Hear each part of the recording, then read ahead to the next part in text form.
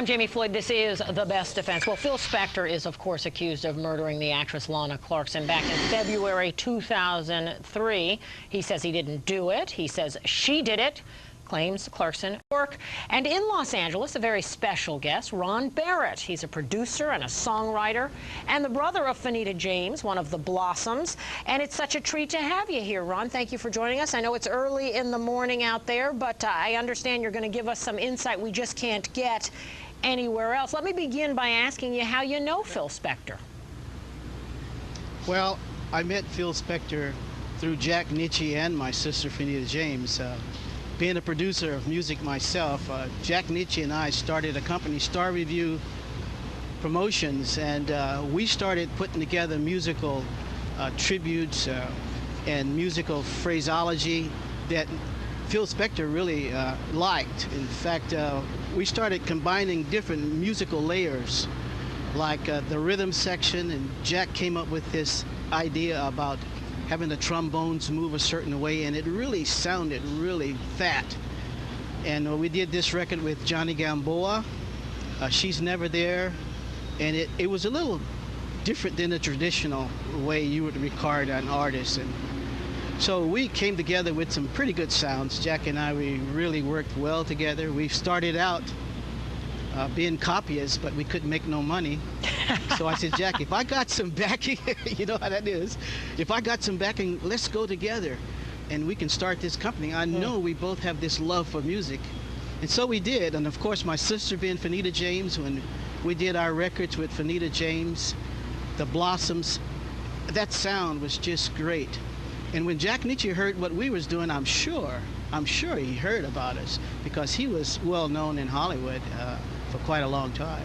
Now, he liked that sound. Yeah. Were these the seeds, do you think? Did you plant some seeds in Phil Spector's mind that ultimately led to the wall of sound? That you describe it, your sound, as fat, which I love. It's a very, very visual description, audio description, full and rich and multi-layered is what I get when you say fat. And that's ultimately what the wall of sound was, isn't it? Actually, Jack was that missing link that Phil Spector didn't have. And when Jack worked with me, he was free to create, and we changed ideas and we put them together. Like Phil Spector, I just found out a week ago that he loved the Duke of Earl. Well, so did I. We liked the same things, but I recorded an answer to the Duke of Earl and The Girl That Stopped the Duke of Earl with Dorothy Berry. And it was an awesome record. So I know he loved it if he loved the Duke of Earl. You're talking about the song that goes Duke, Duke, Duke, Duke. Is that the song you're talking about? Yes. Would you like to make a record? No. You sound very good there. Honey, no. You won't make a dime off of this voice. All right, let's talk a little bit about your studio life, because I know you spent some time in the studio with Phil Spector, with some of the greats. I mean, one of my favorites, of course, Tina Turner, who was then teamed up with Ike Turner, who was on our show not too long ago, the Righteous Brothers. You must have gotten to know Phil Spector and his working style.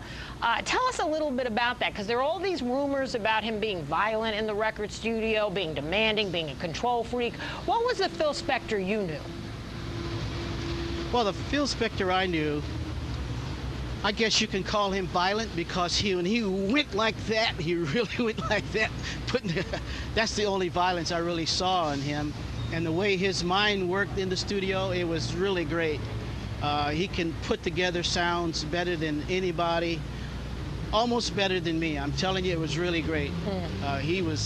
He really did some great things. Don't forget about my companionship with Sonny Bono. Sonny Bono was right there with us, I was just going to ask you about Sonny Bono, but let me, because you know, I'm a big fan both of Sonny Bono himself, Sonny and Cher, and then of course Cher as a solo artist. But I do need to jump over to Eric Franz, because we do have a criminal case happening in the midst of all this, and I love the opportunity to talk about the good old days and the music in its heyday. Obviously, I think you know, this is some of the greatest music that was ever written and